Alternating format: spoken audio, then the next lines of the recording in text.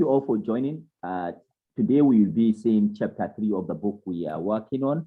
That is this chapter 3, which is unsupervised learning process. And today what we'll be seeing is we'll see just the introduction of the chapter and the concept of pre-processing, stuff like that. So, but before we go on, let's summarize what we did. So in the last chapter, we have learned about model complexity. We know that a model is complex. It can, if it can learn very well in the training set, but it failed to generalize on the test set. So that's what we call the model is complex, and we understand the concept of generalization. We understand the concept of underfitting, overfitting. So underfitting, which is like a model that cannot capture the variation present in the training data, while the overfitting, which is a model that focuses too much on the training data and is not able to on the new data. That is overfitting. So we discussed this, and we have seen a wide range of machine learning algorithms, which can be classification or regression. We also see the advantage and disadvantage.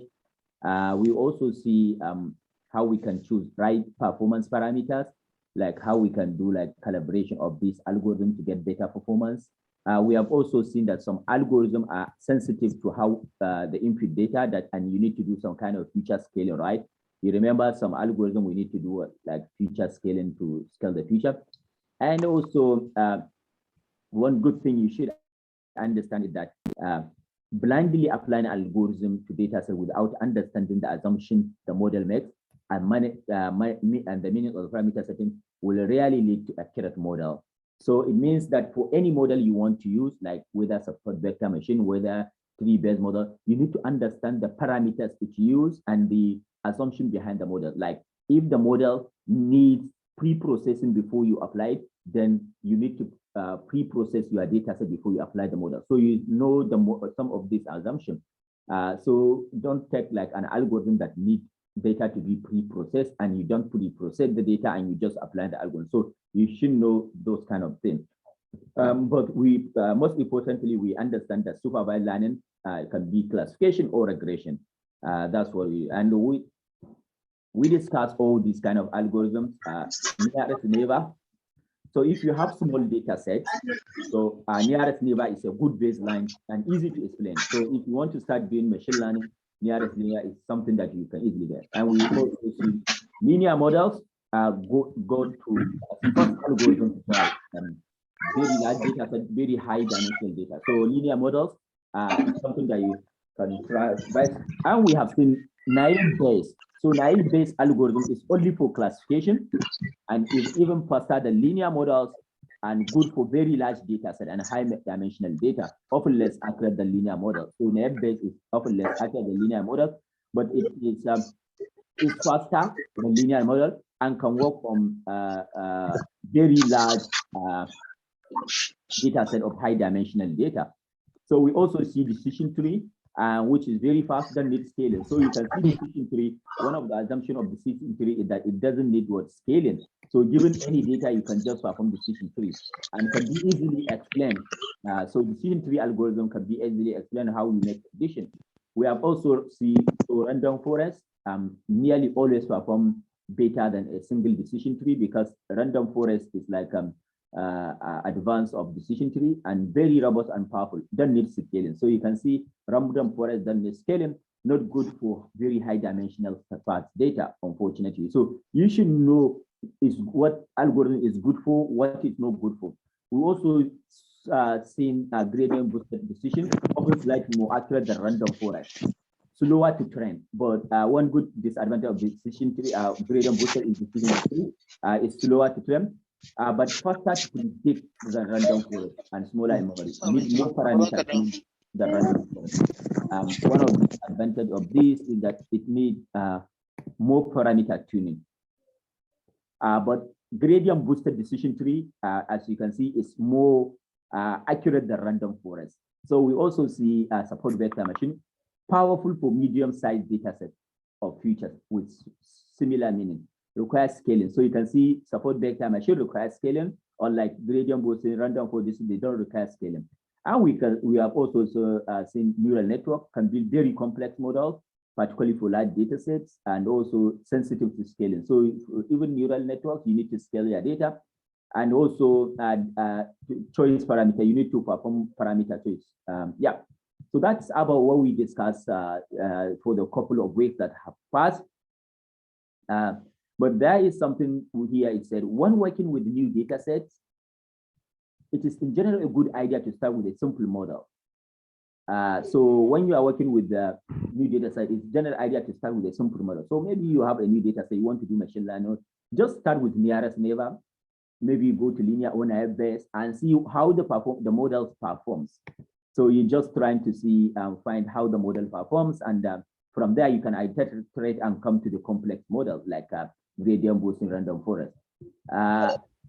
And see how you get. After understanding more about the data, you can consider moving an algorithm that can build more complex models such as random forest, gradient boost, and SVM and neural net.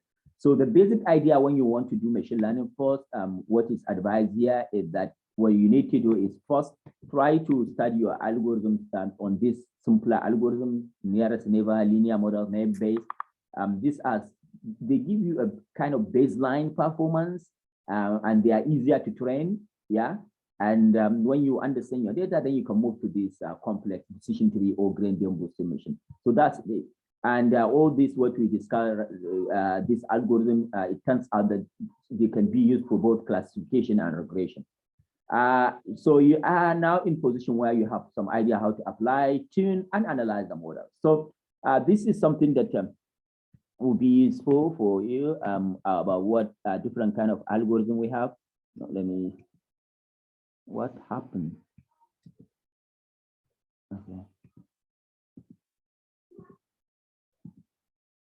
Okay, can you see my screen now? So here is somehow kind of machine learning algorithm that maybe it may be easier for you to remember what we have just discussed, and some of them we have not discussed, we've seen it. So we have what is called different kind of machine learning algorithm. You can see them. We have Bayesian machine learning, which is naive Bayes, average decision. So this kind of category multinomial are called Bayesian machine learning algorithm. We have category of machine learning algorithms that are called decision trees. So this kind of decision, like classification and regression tree card that we have seen, all these are called decision trees. We have another algorithm that they are called dimensionality reduction, and this algorithm we'll see them in unsupervised machine learning algorithm we'll see recently.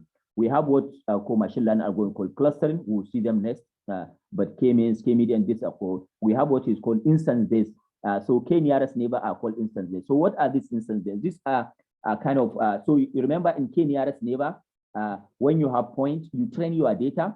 So instance-based are kind of machine learning algorithm that remember to predict based on the training data. So when you train your machine learning algorithm using K-nearest neighbor, they remember the locations of the data in the training. So when you supply new data, they try to remember from those previous locations. That's the group of algorithms called instance-based algorithms.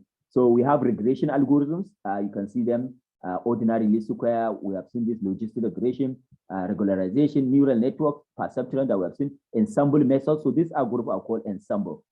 So this ensemble method are basically what we have seen: random forest, boosting that other boost that they blend algorithm together, and we have deep learning, which are these CNN and stuff like that. So these are some of the kind of machine learning algorithms that may be useful to you, but to easily remember. But we have not seen some. So what we have seen is we have seen supervised like Bayesian decision tree. We have seen instance-based K-nearest. We have seen neural network perceptron. We have seen regressions. We have seen ensemble. So this one, deep learning, dimensionality reduction, clustering. These are all a part of what is called unsupervised machine learning that we see now. So this is a whole creed on the summary of what we have learned. So now we are in good position. We have learned supervised machine learning. Let's move to unsupervised machine learning. So unsupervised machine learning are kind of machine learning where there is no known output, no teacher to install the learning algorithm. So for example, you remember this is example we discussed previously in supervised. You have your features. What means this is this?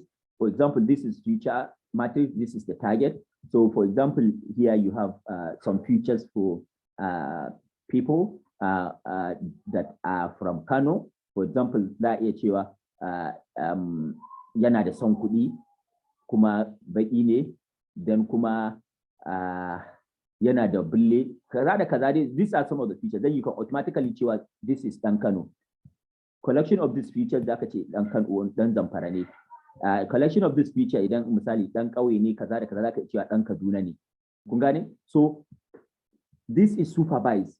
You give it the algorithm, the features, and what he can learn. This is supervised. But unsupervised, you will not be given this where the model can learn. Call one of the abaka features. So on unsupervised learning, there is no way for the algorithm to learn from that. Only this one. Cewa yana da kuɗi, yana da son kuɗi, baki ne, yana da bulle, ko wannan da ga sai a ce ga mana dan wani state ne. Ba za a ce ba za a ba wa model din ya learning from wannan ba. So this is what we mean by an unsupervised learning as all kind of machine learning where there is no non-output. Can you see? There is no non-output, no teacher to instruct the learning algorithm. So you can see this one is like, given this example, the teacher will tell this guy, oh, if you don't all this feature, if you see the collection of this feature, then Duncan. If you see a collection of this feature, then Zamfara. If you see a collection of these features, kaza da kaza yana tara mutane akan hanya a Zamfara yake kuma yana sai a ce dan Fulani ne. So all this one, you can see the algorithm learns, but this doesn't learn. So in unsupervised machine, no target to learn from. That is what we call unsupervised machine learning. And there are many ways, there are many different kind of unsupervised. So you can see here supervised, what we have seen classification, we have seen regression. But unsupervised, we have what is called clustering and association. Yeah, so any question before we continue? Any question before we continue? Any question? Right. So in unsupervised learning, we have clustering and association and supervised learning. So let's look at what we have finished now looking at this supervised, where we have classification and we have regression. Now, what we will be interested to look at is unsupervised learning, where we have clustering and association. So let's look at unsupervised learning. So unsupervised learning, we have many kind of unsupervised learning. One of them is clustering. So what is clustering? From the name clustering. So clustering is the assignment of set of object into subset, also clusters. So for example, we have two categories of people, blacks and whites, and we want to categorize these people to Africans and non-Africa. So any person with white, that is why we can categorize him as European, or non-African, and someone with black we can categorize. So this is called clustering. It's the assignment of set of the into subset or class, so that object in the same cluster have the similar character in some sense. So for example, if I give you a group of people, I give you a group of people, maybe in university, UK, then I will ask you, tell me from which state, group this student from their state. So you group this, maybe 12 people from Kaduna, 13 people from Jigawa, 100 people from Kano. You can see you cluster them. This is called unsupervised, because you didn't tell the algorithm that one either Kano yake, one daga Jigawa. You didn't teach the algorithm, just on feature. This is called clustering. We also have what is called association. So this is also another kind of unsupervised learning, where in this case, what we are doing is basically we are trying to make some kind of association between objects. So for example, one thing here, and a good example is someone or a grocery shop that predict a girl was pregnant. So the idea is this. For example, what they did was basically like they have the information of what people normally buy in the store. So for example, whatsoever you buy in the store, they have the record and they perform some kind of machine learning association rule, and they discover that all pregnant women, they do buy some kind of stuff. So if a woman buys these, then she's pregnant. So this is the news. Let me share this with you and see what happened with that. So they use this kind of association rule.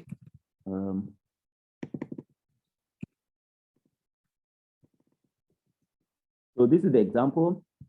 They use association rules. What happened is that grocery store no pregnancy. So what happened is that in 2003, an angry man went to his local supermarket, Target, that is the name of Target, to complain with the manager that his teenage daughter received personally addressed flyer from the supermarket, and the flyer were advertising maternity product, baby wear, furniture. So what happened is that the store learned that this girl went to the shop and buy some stuff. She buys this and she buys this, she buys it. And from their association rule that they do prediction, they learn that if a woman buys this and then she's probably pregnant, then they now understand, oh, she buys this from that. So then they automatically send her some advert for baby stuff. So he went there, are you trying to encourage my daughter to get pregnant? So some weeks later, the store manager ran back to the apology once again. It turned out that the teenage daughter was in fact pregnant and she hadn't told her parents. So this is what we call association analysis, and this is part of what we call unsupervised learning. Because what happened is that you didn't tell the machine that this girl is pregnant. No. Just the use association, and this is what we call unsupervised learning. Any question before we continue?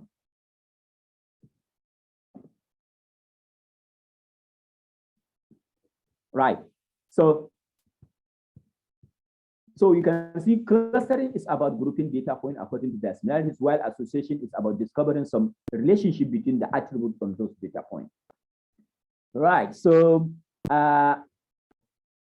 we also use unsupervised learning for transformation. What we mean by transformation is that you may be given a data set, but that data set, you may not use it to train your machine learning. You need to transform that data set to some form. That is what we call somehow in form of scaling. So here you can see, create a new representation of the data, which might be easier for human and other machine learning are going to understand compared to the original data. So if you are given original data, you may not use this data to train machine learning. You need to transform this data. So a common application of unsupervised transformation is dimensionality reduction, which take high dimensional data, consists of many features, and find way to represent data that can memorize the essential features. So for example, you are given a data set, and this data set has like 1 million features or 10 million features. Now, you cannot use this data set with these features to train machine learning because there are many features and it can delay or your machine learning. So you can use what we call dimensionality reduction. It will take these high features and select most relevant feature from this large amount of features. So this is common application of unsupervised algorithm. We use unsupervised algorithm for this kind of application. So a common application for dimensional regression is reduction from high dimension to two-dimensional space for visualization. So you remember, like if we have a data that is in 3 dimension or 4 dimension, we dump down the dimension to 2 dimension for visualization purpose. So that is different kind of unsupervised learning. We have seen clustering, association, and also for transformation algorithm. But there are some challenges with unsupervised learning. So one of the major challenges in unsupervised learning is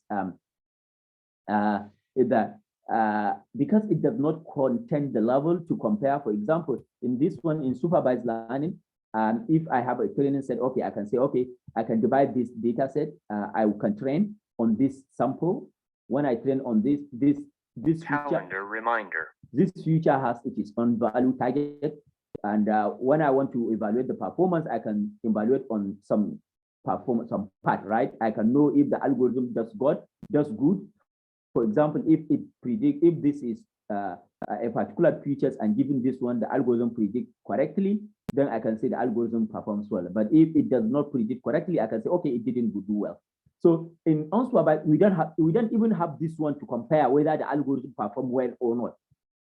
It doesn't, in unsupervised, even where we can compare our algorithm makes good prediction or not. So that's why a major challenge in unsupervised learning is evaluating whether the algorithm learned something useful. Unsupervised learning algorithms are usually applied to data that does not contain any level of information, so we don't know what the right output should be. Therefore, it is very hard to say whether a model did well. I don't know if you understand this point. Do you I understand? understand, doctor. Yeah, so that is what we mean, one of the challenges on unsupervised learning. So what are some of the uses of unsupervised learning? Unsupervised algorithms are used often in exploratory settings. So because of this problem, this kind of challenges, they are often used for some other stuff, not only for predictive purpose, they are also used for explanatory. When a data science wants to understand the data rather than as part of larger automatic. So some kind of, we'll see, they are also used for some kind of exploratory settings, for example, dimensionality reduction. So given you a data set, you want to do supervised learning like this. You want to do supervised machine learning, but you have 1 million data. So you can do what we call here, example, we say, you can do exploratory settings where you can apply dimensionality reduction, which is supervised, unsupervised approach to reduce the dimension. Then you can apply your supervised machine learning algorithm. So you can see that even in unsupervised machine learning algorithm, you can employ the unsupervised approach to reduce the number of dimensions. So for example, these features are 1 billion features. So before you do your machine learning, supervised machine learning, you can employ unsupervised dimensionality reduction. Mutum ya rage features, idan guda 5 ne sai ka rage features guda 2 misali, sai ka ce okay bari na amfani da guda 3. Amma wannan example din kaɗan ne, misali kana da 1 billion, so you can reduce many ones and leave those that are important. You can see that therefore in supervised learning, we use what is called dimensionality reduction, and that is unsupervised approach. So that's why we said, okay, this is one of the application uses of supervised learning. Another common application of supervised is as pre-processing step of supervised learning algorithm. This is what I just explained. So learning a new representation of data can sometimes be improved. So okay, so you can see that here is a kind of pre-processing step. What do we mean by pre-processing step? So for example, here we have our features and we have target in supervised learning, right? But these features, they are not in the same in the same scale. You remember we did what is called feature scaling, right? So all those kind of feature scaling, they are pre-processing and they are part of unsupervised. So we can do feature scaling on our features, which is basically unsupervised. So this is what it is saying. Another common application of unsupervised algorithm is as processing step for supervised algorithm. Learning a new representation of data can sometimes be accuracy. So doing this kind of pre-processing actually improves accuracy of supervised learning algorithm, and that will reduce the memory and time consumption for that. Yeah, so any question before we continue?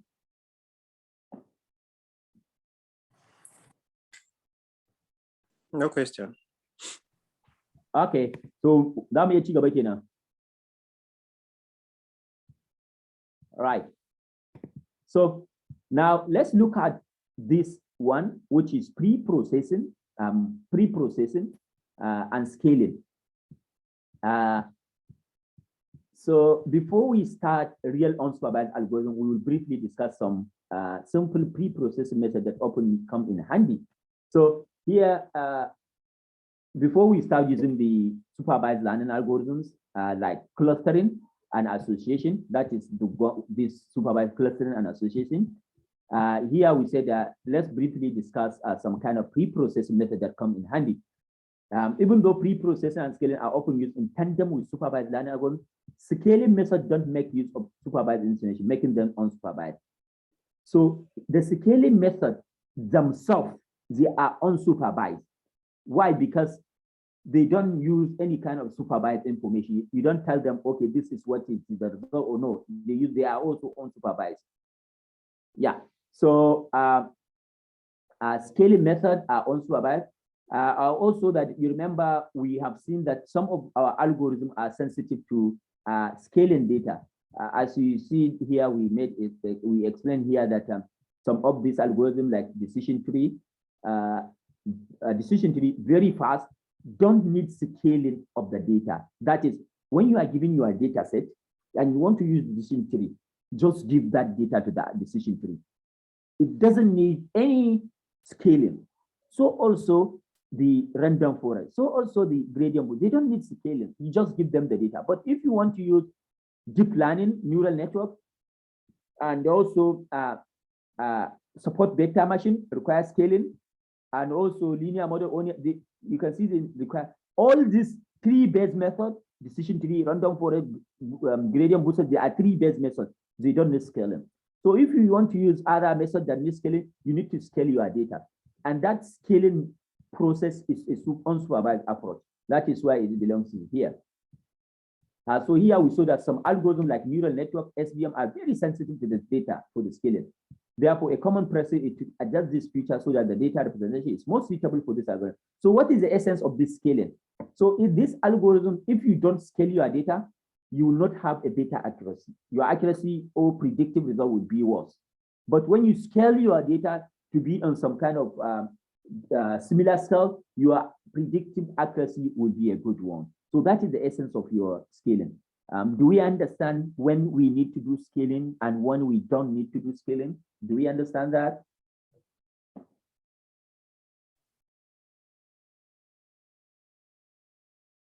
All right, any question? Okay, no question, right? So let's go move on. So, but one thing we should know, there are different kind of scaling or pre-processing. So let's look at this example on how we can scale our data. This is the example. So this is the first plot. You can see this is our data. Here it just explains. So you can see this is original data.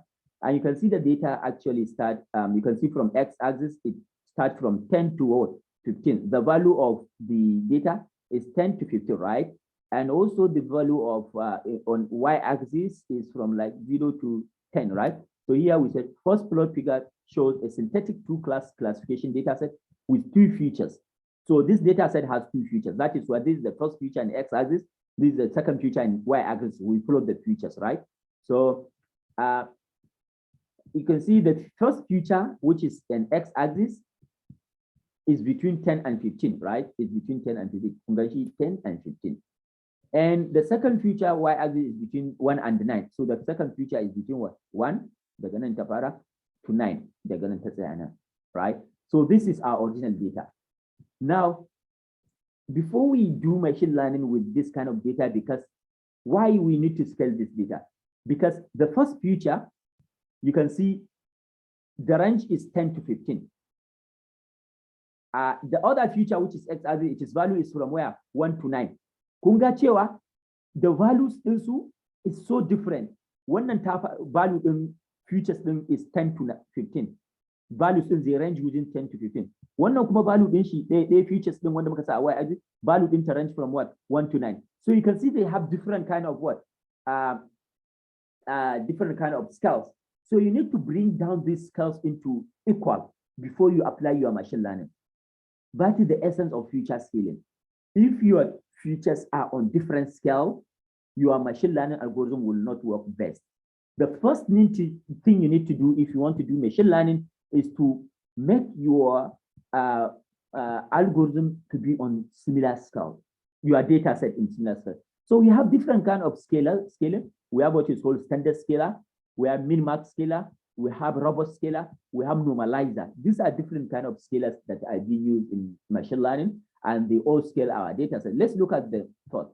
So you can see standard scalar in scikit-learn. So scikit-learn provides standard scalar, ensure that for each feature, the mean is 0 and the variance is 1, bringing all the features on the same magnitude.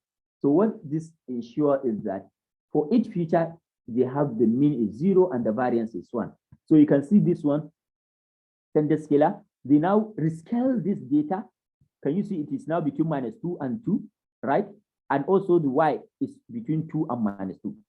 Can you see we scale the data in all the x-axis, they are in the same scale, and the y-axis. Does that make sense? Yes.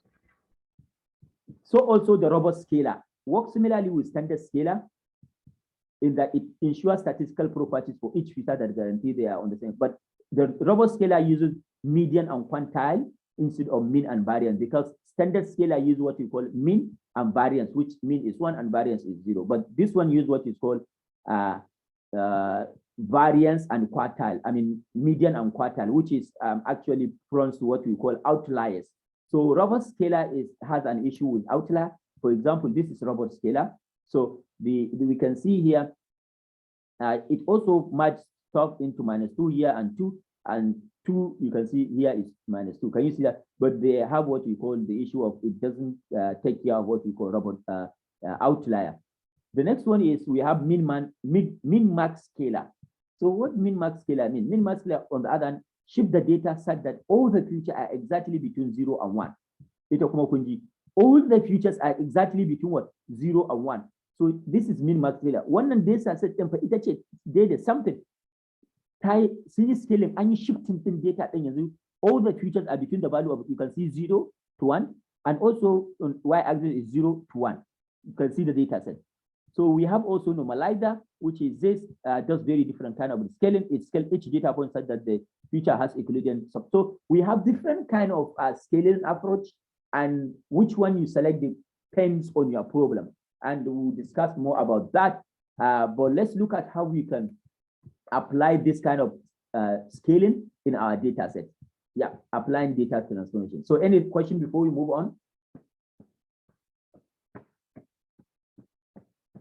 Okay, so if there is no question, let's go on. Okay, I have a question. Yes. Yes, for the minimax, can we scale it the way we want? Maybe we want it maybe between 0 and 3. So let's look. No. So let me show you min-max scalar. Maybe let's see min-max scalar. So can you see something like future range? By default is 0 to 1. Can you see that? So if you want call min-max scalar, if you want to change the range, you can supply this argument, future range 0 to 1. You can say, okay, no, I need from 1 to 10. You can supply that. That is true. You can do that. So yeah, desired range. Can you see that? Desired range to transform the data. You can supply that. But by default, what we are saying here, this is scikit-learn. The scikit-learn by default, we do this 0 and 1, but you can change it to whatsoever you like. Yeah. Does that make sense? Yes. Okay. Thank you. So applying data transformations. So how can we apply this transform? So we said that now when you want to do machine learning, first thing is make sure you look at the data set, your data, and what are the scale of the data.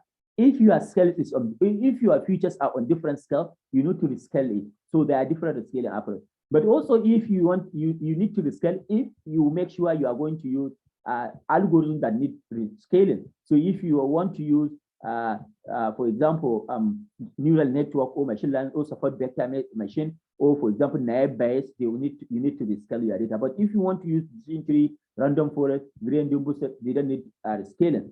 So let's look at how we can rescale the data. So for us to rescale the data, it's still the same thing. Let's use an example of cancer data set that we already saw, and we can apply the supervised machine learning before that and apply the min-max scalar. So let's look at it. We all know this one. We import our data set, breed cancer.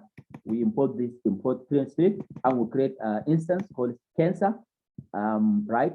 And now we divide our data set into train and set, and this is, we print the shape of the train and test, right? This is what we have been seeing.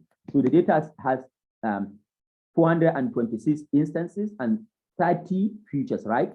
So they have 420 instances and 30 features. So this is so now we want to apply the pre-processing or scaling on our data set. So as we supervised model, we build area.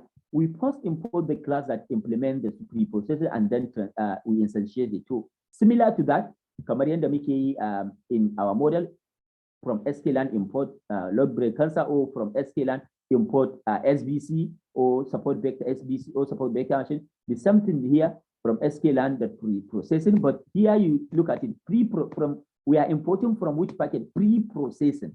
Unlike the other one, machine learning, here you can see here because we are loading the breast cancer, it is under data set. So here we are from scikit-learn the data set, and here train test split, because we are doing what is called model selection. It is under model selection. We are able, but this the min-max scalar or scaling, they are all from under the pre-processing. So from scalar, the pre-import min-max scalar, we want to use min-max scalar, and you need to create an object or instances that you create, right? Min-max scalar, here we create an object called scalar. Now, when we create an object called scalar, the next thing we can do is to fit our data with the scalar. So you can see this is the object scalar. Then we can say scalar.fit, and we provide the data set we want to scale.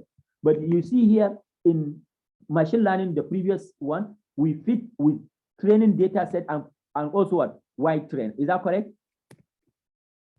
Yes. Yes, when we want to fit in when we are doing machine learning, we provide X train and what? Y train. Yes. Yes, exactly. But in scaling your data, we only provide trending. We are scaling the training because you remember.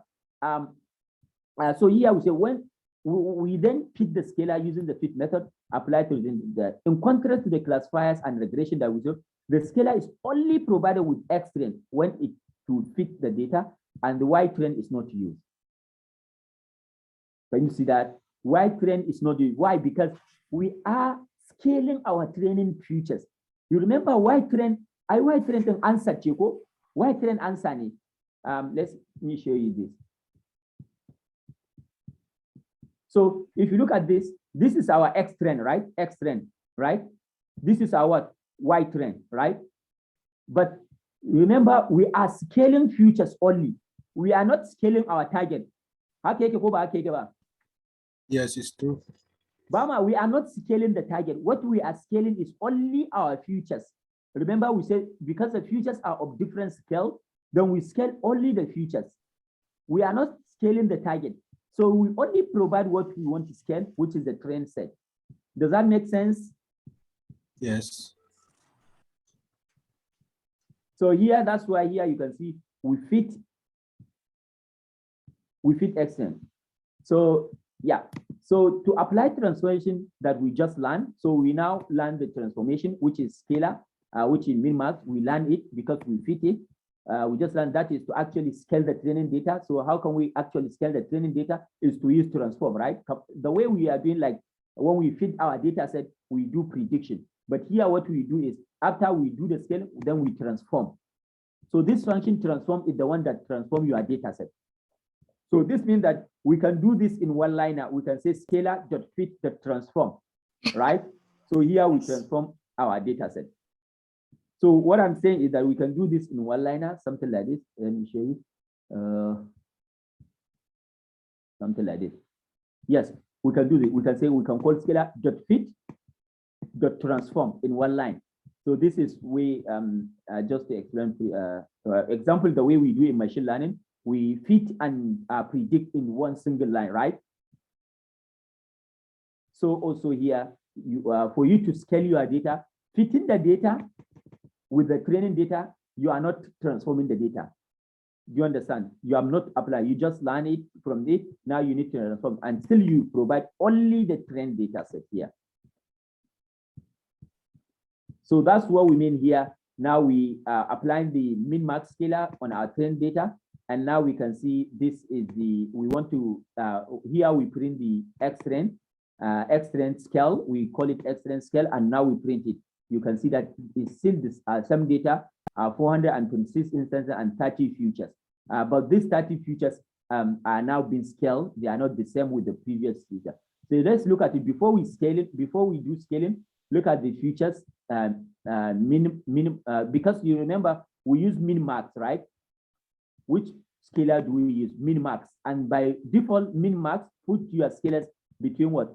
0 and what? 1. And 1. So it means that all our features will now be fitted between 0 and 1. So you can see here, before rescaling, this is our, we say, okay, X trend, what is the minimum value of X trend? You can see the minimum for each feature, the minimum for each feature, because we have 30 features, remember? So for each feature, this is the minimum value, the first feature. This is the minimum value because it don't go on is 30. So we said X trend dot min across 0. That means across the column for each feature, give me the minimum value. You can see this is the minimum value. And also the maximum, here I provide the maximum, give me the maximum value. These are the maximum value. So, but after scaling, I call the something, the features, you can see that it becomes zeros. The minimum, you can see they are all zeros. The maximum, they are all ones. So this is just showing what we have done, that our data set, of course, we transform the data from, this is the same, this is the data set. Can you see that? This one, which are minimum, are now being transformed to zeros. Can you see them? Which are maximums now, the maximums are now being transformed to one. So this is what we call future scaling. You scale the future. So yeah, the transformed data has the same shape as the original data. This feature, yeah, something like that. So any question before we continue?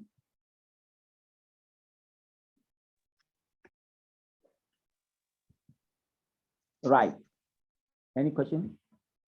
So like me, I have just joined you very late, so I can't say anything. Who is talking? I'm talking, it is me, Zaradin. I hope you will upload this today. I have joined you lately.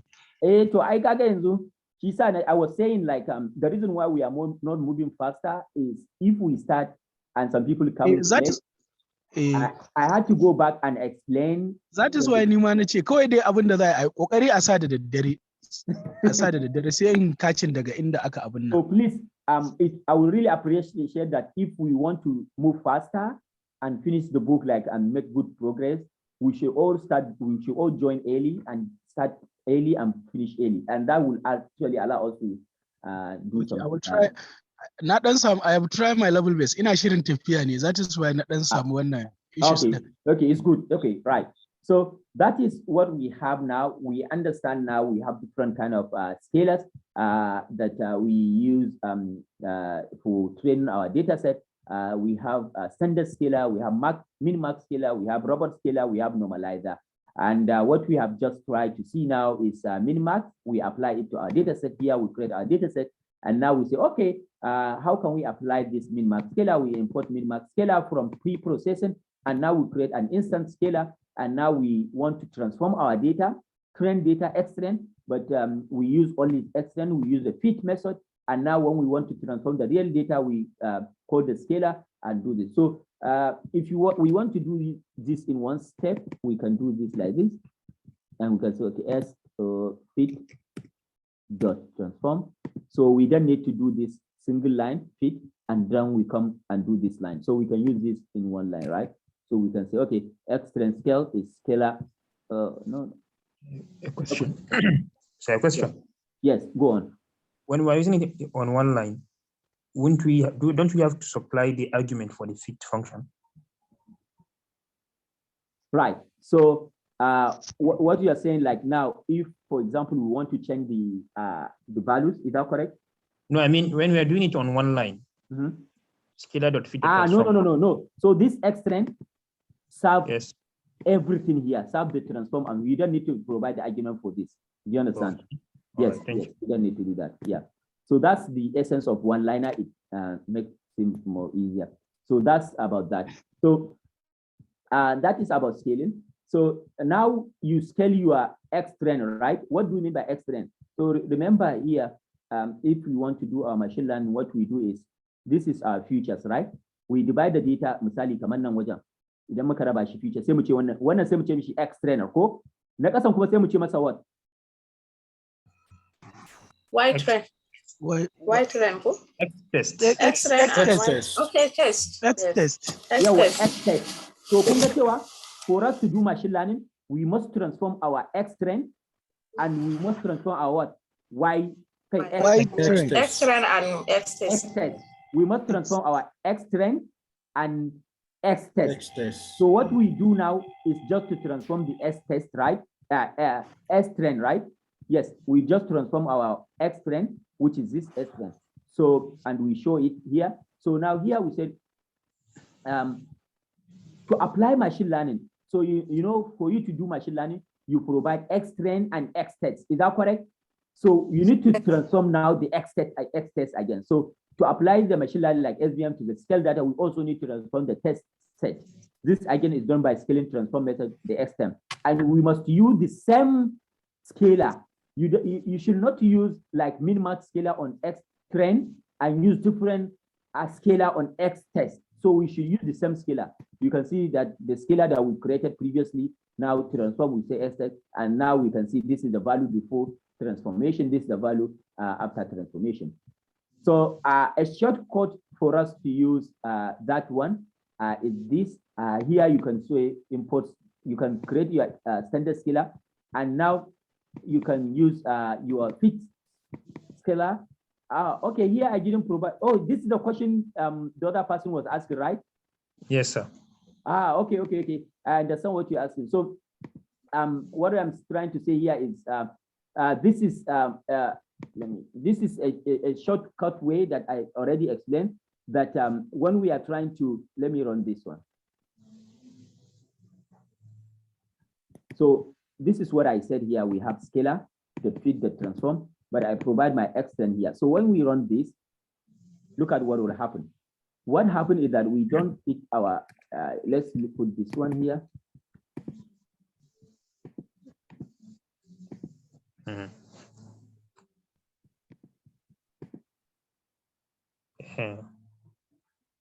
Can you see that? So that's what is my question, because initially we didn't supply the argument. Yeah, because here he was asking here, we didn't supply this argument. You can see when we fit here, we provide the argument we want to fit in. So this is so here you can see that we provide the one-liner and that, So you need to supply this argument on this for each function, because the reason why is this. You remember this fit is a function, right? And a function has an argument, correct? Yes. So you can see this is fit, this is the argument X, and this is Y none. Y can be none. So it must have an argument X, because by default it must have an argument. So, but Y can be ignored the second stop. So this is it. So any function has its own argument. So we must provide X to them. So here that is it. So what we are saying here is you can have a shortcut. Instead for us to even use this one, we said fit X state, and we can use the shortcut here, this function, fit transform. So this is the idea on it. Fit transform is a single function that takes only one argument. Wannan da na saman nan da na ƙasan nan iri ɗaya ne. Let me show you.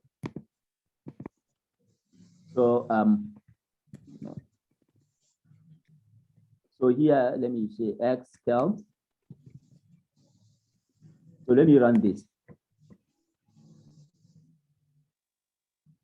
So you can see this is the value of X scale, right? X scale, that is this. Now, when we use this, S scale, I put D, but I use scalar, I said dot fit transform. So now here we have a single function that allows us to fit and transform on the fly. It just underscore the difference between. You can see the function fit transform. Can you see it? Fit transform. And you only supply the X here. Can you see that X text or X trend? Can you see that? So you can see here, I try to say, okay, the S scale and S scale D, are they true? Are they equal? You can see that everywhere is true. It means this value is the same as this value. So what it's trying to say is that instead for you to use this one, you need to fit and transform. We can use this a single function called fit transform or Excel. But somewhere else, when you see this one, somebody that fit differently and transform, you should understand it's still the same thing. Does that make sense? Yes. Yeah. Okay, so I think that's what we have for the this feature. So let me Calendar reminder. So let me see. So we started chapter 3. We discussed now unsupervised learning, and you can see what we have in chapter 3 is now we have pre-processing, right? Pre-processing. This is what we have just done. Different kind of scaling, applying transformation, scaling, training, and test data, right?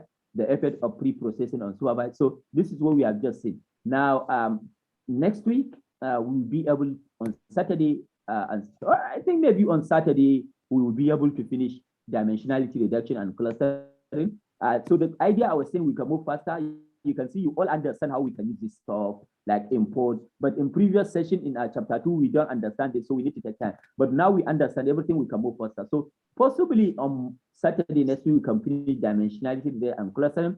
And now on Sunday, we can start with future engineering, which is chapter 4. But yeah. Yeah, any question? Any question with, regarding this chapter?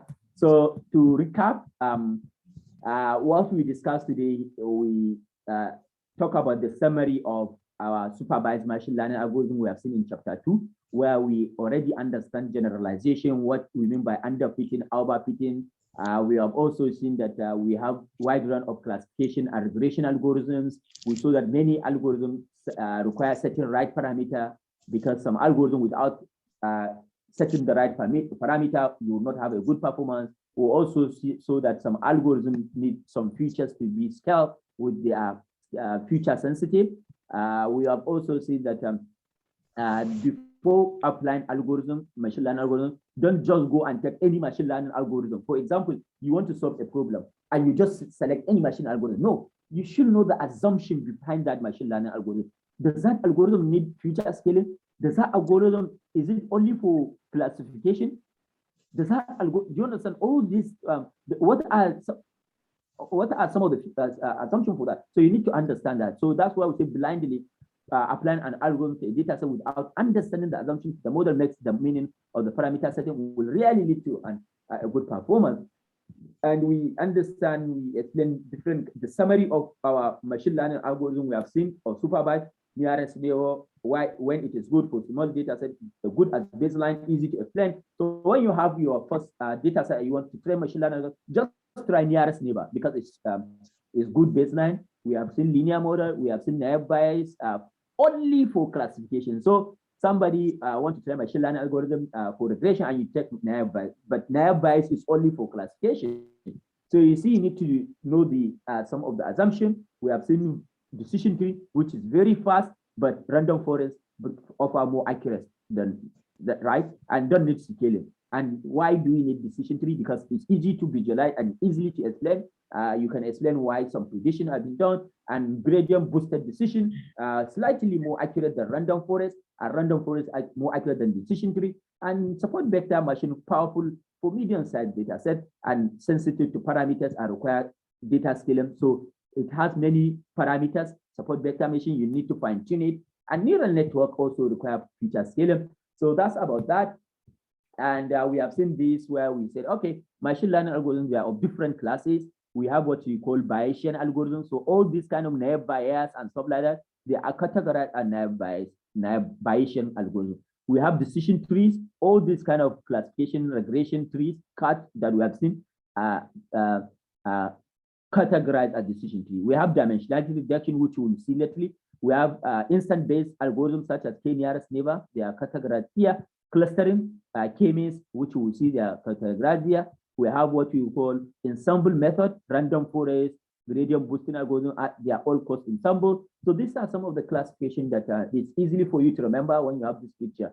And we started with unsupervised. We explained that for unsupervised, we have clustering and association, and but for supervised we have classification and regression. And we explained for unsupervised what clustering is. Just to cluster some, given some data, we need to cluster this data into maybe 3 classes. As I gave an example, let's assume we give an algorithm a bunch of people, and we ask the algorithm to classify this as African and non-African, something like that. And we explain how association rule is. It's like given association, where we explained that a grocery shop was able to predict pregnancy for a teenage girl, and it turns out that the girl was indeed pregnant. And yeah, so one thing we also discussed was basically the supervised machine learning we use can be used to do feature transformation. That's what we discussed, and we saw now pre-processing and how we can process our data using standard scalar, minimax scalar, robot scalar, and normalizer.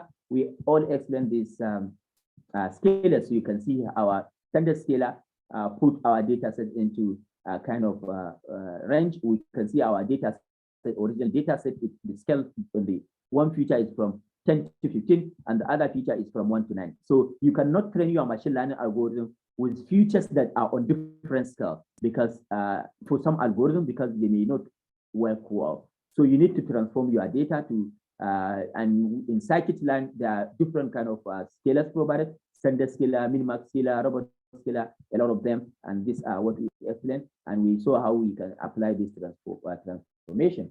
So I think this is where I will need to stop from introduction of this chapter 3, which is about unsupervised learning, and by God's grace, next week we can continue with the chapter 3 on dimensionality reduction and clustering algorithm. Yeah. So any question?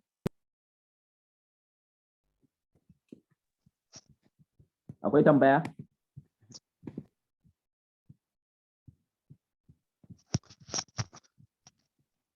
Yes, Zaradin, you have question? No. Okay, so I think if there is no question, as I already asked yesterday, please, if you have not practiced your the machine learning algorithm, I already shared the data set and the code we did yesterday. Practice, even if you can just follow our example we did in the class, the code, just practice it. Goes if you have any question, and you can ask in the channel. And yeah, if there is any question, somebody even not from this lesson, you can ask your question now. Today we are closing the line.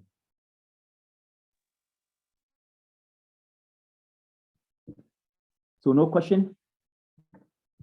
Right. So if there is no question, I think we can meet next week